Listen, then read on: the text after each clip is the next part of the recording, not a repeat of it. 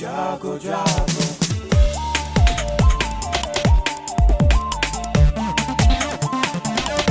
Radio जागो जागो radio जागो 90.4 FM। नमस्कार श्रोताओं, मैं अभय शंकर गौड़ आज आपको 16 दिसंबर 1971 के दिन जो भारतीय सेना ने जो पूर्वी पाकिस्तान उस समय था उसको आज़ाद कराने में भारतीय सेना ने मदद की। और ये ऐतिहासिक दिन है विजय दिवस। और ये विजय दिवस इसलिए मनाया जाता है क्योंकि इसी 16 दिसंबर के दिन पाकिस्तानी सेना ने भारतीय सेना के सामने आत्मसमर्पण किया।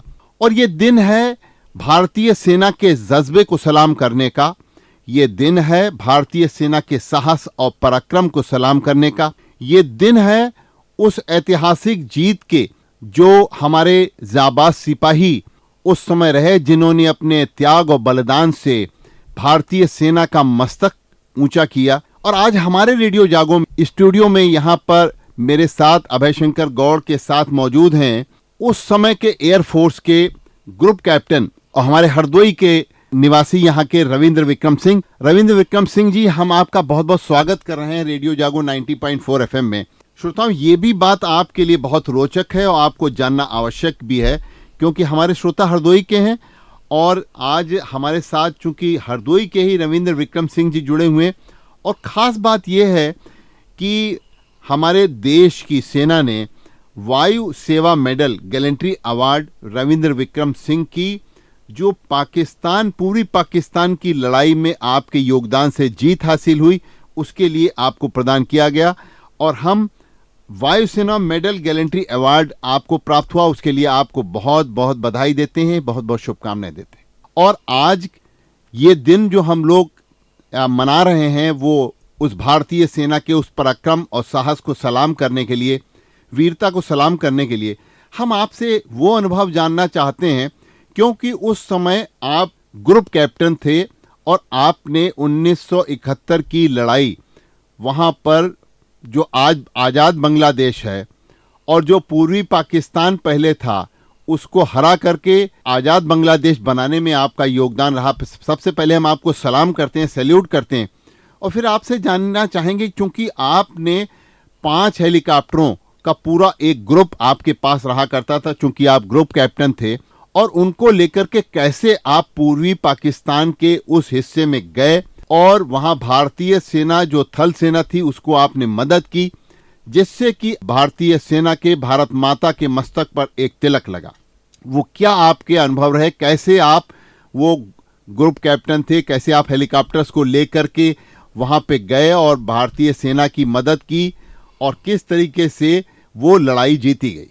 तो आपको ये भी बताते चलते हैं कि रविंद्र विक्रम सिंह जी उस समय में फ्लाइट लेफ्टिनेंट, और फ्लाइट लेफ्टिनेंट होने के नाते आपके पास 5 हेलीकॉप्टरों का ग्रुप था और वो 5 हेलीकॉप्टर लेकर के आप हिंदुस्तान के अगरतला से और पाकिस्तान के अंदर पूर्वी पाकिस्तान में प्रवेश करके और भारतीय सेना को मदद किए थे। तो कैसे वो आपने किया? मैं आपको ये पहले बताऊंगा कि जो हमारे प्राइम मिनिस्टर ने ऑर्डर दिया था 3 और 4 तारीख को दिसंबर में कि लड़ाई शुरू हो गई थी, उन्होंने क्लियर कर दिया था। और हम लोगों ने अपना हेलीकॉप्टर्स ले लेके और एक जगह अगरतला है असम में, वहाँ पे हम लोग गए पहले, और वहाँ पे पहुँच करके 7 तारीख से हम लोगों ने operation helicopter operation MI4 helicopters को ले गए थे, शुरू किया। पहला काम यह था कि गोरखा राइफल्स को हम लोगों ने पिकअप किया और उनको सिलहट पे उतारा। लेकिन देखा हम लोगों ने लैंडिंग के पहले कि वहाँ पे तो कोई पाकिस्तान सोल्जर्स या कुछ नहीं है, ओनली सब लोग खड़े और देख करके बड़े खुश थे और हाथ हिला रहे थे। खैर वो हम लोग उतरे और उनको उतारा और फिर गए, फिर ले आए। और by then it was night, क्योंकि operation, helicopter operation started at about 3 o'clock। And उसके बाद हम आए, रिफिलिंग की और फिर हमने शुरू किया। उस समय शाम ख़त्म हो गई थी और रात थी। जब हम वहाँ आगे गए उसी जगह पे सिलट के, तो देखा कि बहुत अच्छा खासा लड़ाई चल रही है और दूर से बुलेट्स हमको नज़र आ रहे थे कि चल रहे हैं। लेकिन हम आगे ही जाते रहे और हेलीपैड पे हेलीकॉप्टर्स को उतारा, जो सारे ट्रूप्स को उतारा और फिर वापस आए। देखिए, ये है साहस भारतीय सेना का, और ये साहस और पराक्रम को याद करने का दिन है। ये साहस और पराक्रम जो अभी आप बता रहे हैं कि भारतीय सेना, वो जो बुलेट सामने चल रही थी, गोलियां चल रही थी, लेकिन उसे झुकी नहीं और वो जज्बा लेकर के आगे बढ़ी, इसी को सलाम करने का दिन है। इसके बाद हम लोगों ने रिफ्यूलिंग की और कंटिन्यू किया, चलते रहे हम लोग और उतारते रहे उसी जगह पे, क्योंकि हम लोगों ने सोच रखा था कि इस जगह पे सारे गोरखास को हम पहुंचाएंगे और वो इन लोगों को, हमारे जो सिपाही हैं, वो खुश होंगे और लड़ते रहेंगे। किसी को हमने ये नहीं कहा कि एक दूसरी जगह छोड़ाओ, पूरे उनको उतार के नेक्स्ट डे दोपहर तक हमने यह ऑपरेशन के लिए इन सबको उतार चुका था। और इस तरह के 6 या 7 हेलीपैड्स थे जहाँ पे हमने पहुँचाया। उतर करके फिर ये लोग जाते थे और बढ़ते थे, ढाका की तरफ ये जाते थे, हमारे जितने जवान थे। तो श्रोताओं, हम आपको बताते चलते हैं, हमारे साथ जो 80 वर्षीय रविंद्र विक्रम सिंह जी इस समय स्टूडियो में मौजूद हैं रेडियो जागे में। इन्होंने मेन काम किया कि 71 की लड़ाई में जो उस समय का पूर्वी पाकिस्तान था उसको समाप्त करने के लिए और बांग्लादेश को आज़ाद करने के लिए भारतीय सेना ने जो सहयोग दिया पूर्वी पाकिस्तान का उस समय, उसमें आपने गोरखा राइफल्स के जवानों को हिंदुस्तान से ले जाकर के और उस पूर्वी पाकिस्तान की ज़मीन पर उतारा, और वो साहस और पराक्रम से वहाँ फिर ग्राउंड पे थल सेना के साथ मिलकर के ये लड़ाई लड़ी गई। तो ये आपने हेलीकॉप्टरों से कैसे सेना पहुंचाई, आप ये जान रहे हैं। और जगहों पर भी थे, लेकिन वहाँ सब जगह पर गोरखा नहीं थे, अलग बटालियन के लोग थे जिनको हम उतारते थे और उनको आगे जाने के लिए छोड़ देते थे। इस तरह से चलता रहा। आगे एक रिवर थी, वहाँ पे किसी तरह से आर्मी को निकलना था ढाका के पास, लेकिन ये उम्मीद थी आर्मी को, इसका जो ब्रिज है उसको ये लोग डिस्ट्रॉय करेंगे, जिसमें कि हमारी इंडियन आर्मी उस तरफ ना निकल जाए। मेघना रिवर थी वो, बहुत बड़ी मेघना रिवर। तो इसके लिए हम लोगों ने फिर सोचा और हेलीकॉप्टर से लेकर के उस एरिया के जितने उनके ट्रूप्स थे उनको हम लोगों ने उधर मेघना के आगे उतारा और उसके बाद आए। इससे ये हुआ कि जल्दी से हम आगे जा सकें, और इस तरह से ये सब हमारे जो जवान थे वो कैपिटल जो था इनका ढाका, उसके नज़दीक पहुंच रहे थे। 15 तारीख तक यह सरेंडर हुआ। 16 को सरेंडर सेरेमनी हुई, जिसमें कि हमारे आर्मी के और नेवी के और एयरफोर्स के सीनियर ऑफिसर्स जो कि कमांड से आते हैं, वो लोगों ने रिसीव किया। जनरल अरोरा साहब ने ये सरेंडर को टेक ओवर किया, और इससे उसके बाद ये लोग, हमने 93,000 सोल्जर्स को अरेस्ट किया गया बाद में, और जो कि प्रिजनर्स ऑफ वार कहा जाता है। तो इस तरीके कितने अपने गोरखा राइफल के और सैनिकों को आपने पाकिस्तान की भूमि पर उतारा उस जमाने में अपने हेलीकॉप्टरों से? अंदाजन कितने?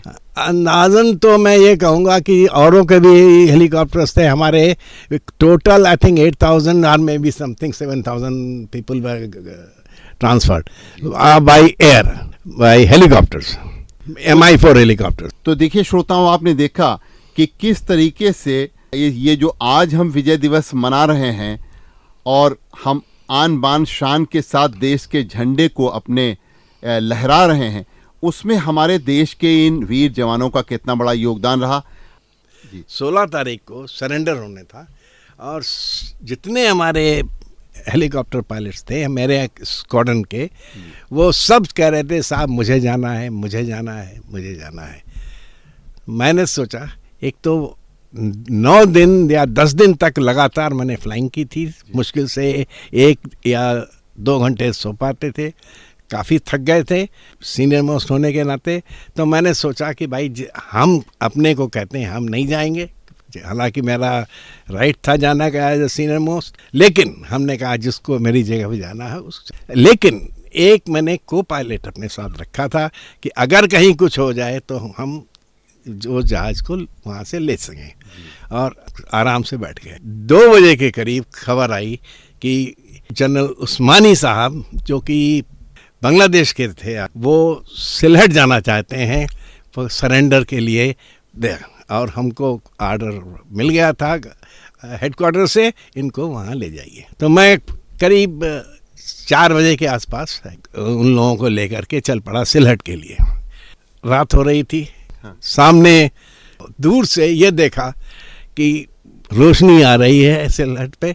उस्मानी साहब थे, वो बहुत खुश थे और ऊपर से देखना चाहते थे कि कैसे कैसे हमारा सिलहट नज़र आएगा, तो वो देख रहे थे।